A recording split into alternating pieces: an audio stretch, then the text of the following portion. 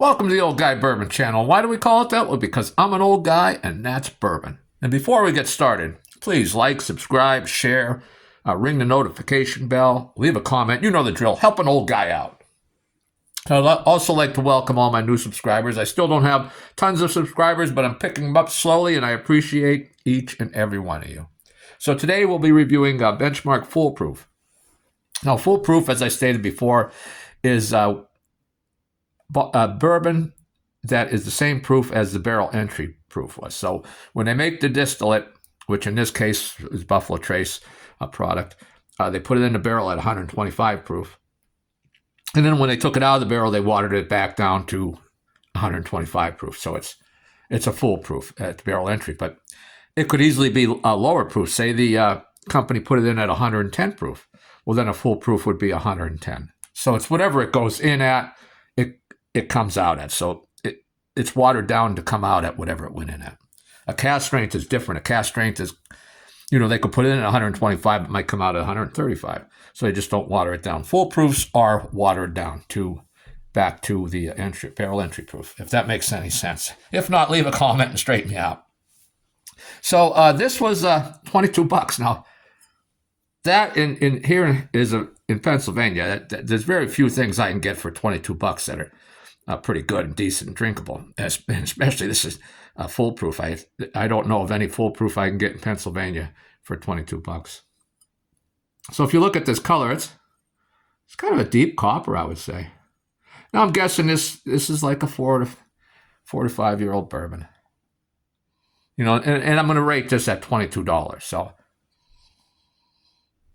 if I dislike it, I dislike it as a $22 product. And if I rave about it, I'm raving about it as a $22 product. Or if I just like it as $20, I'm not comparing it to the $50 or $100 product. So, this is the best bourbon I ever had. So keep that in mind. I'm rating it as a $22 bourbon. So on the nose, surprisingly, I'm getting a little ethanol, but for me, and I would never guess this is 125 proof on the nose. Nowhere near it. On the nose, I wouldn't even put it at 100 proof. So that's a good start. That is a very good start when you don't smell all that ethanol, especially for a $22 bourbon again. Let's take a little. Oh no, let's tell you what I get on the nose, right? I'm getting excited to taste it. So you get the standard bourbon notes on the nose: caramel, vanilla, and cinnamon. Let's take a little sip.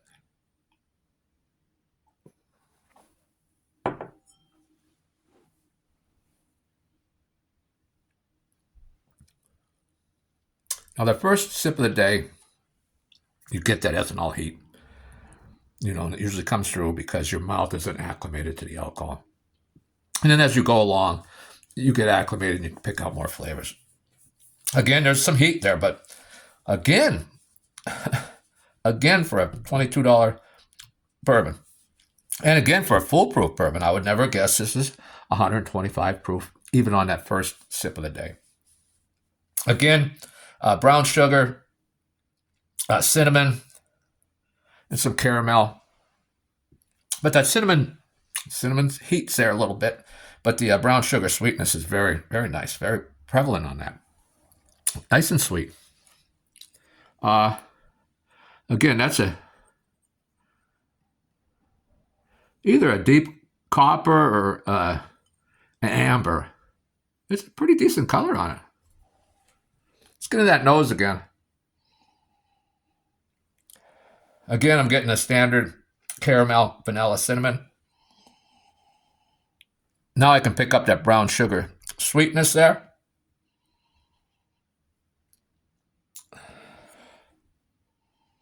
Getting in a little deeper, I'm getting some charred oak and a little black licorice. So that's a decent nose. It's not overpowering, but quite a bit of variety for a $22 bourbon. Let's take that second sip.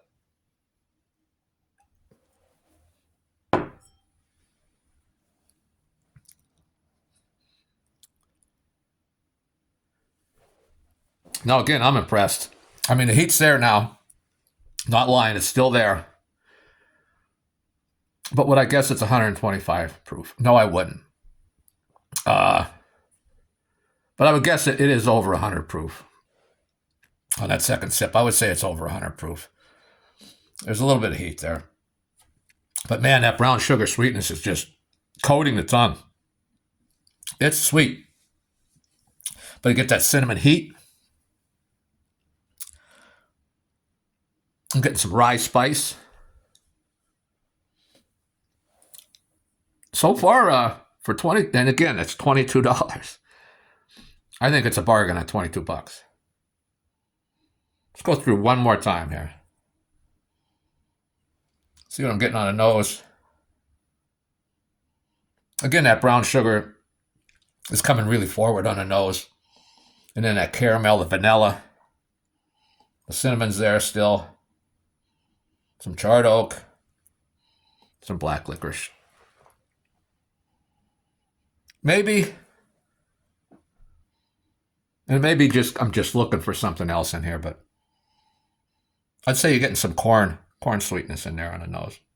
Let's take that third and final sip for the review.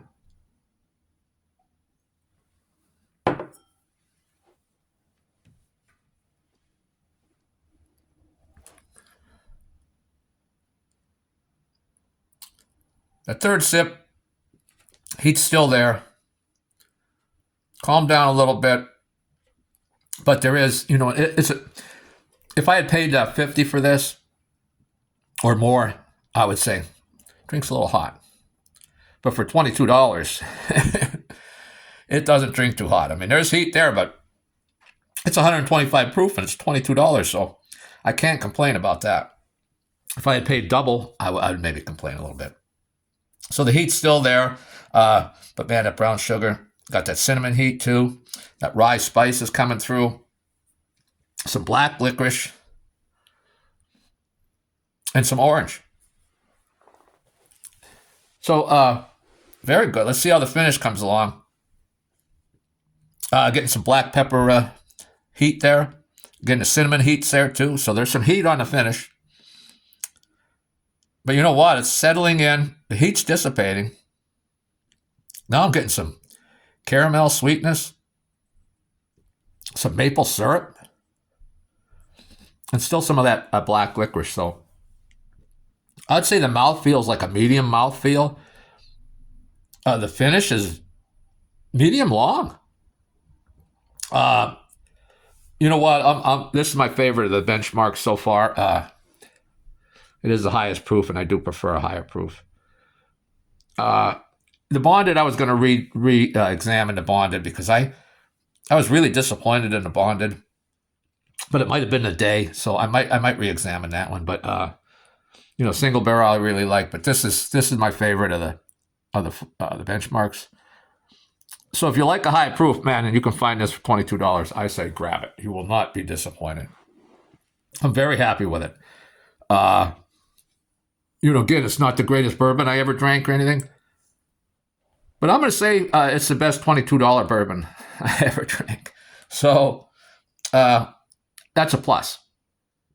So again, if you've had it, you like it, please like, subscribe, share, leave a comment. And if you had it and you didn't like it, please like, share, subscribe, and leave a comment, right? So this is my favorite of the benchmark lineups. What's yours? Again, I'm going to put the single barrel in second place, right behind this one. Which other ones did I have? I had a small batch I liked. That would be next. And then the top floor would be just below that. And then the bonded would just be one ahead of the last place, Old Number 8. So that's my final review. All 6 reviews are online. Please check them out if you haven't already. Thanks for hanging around, and I'll see you next time.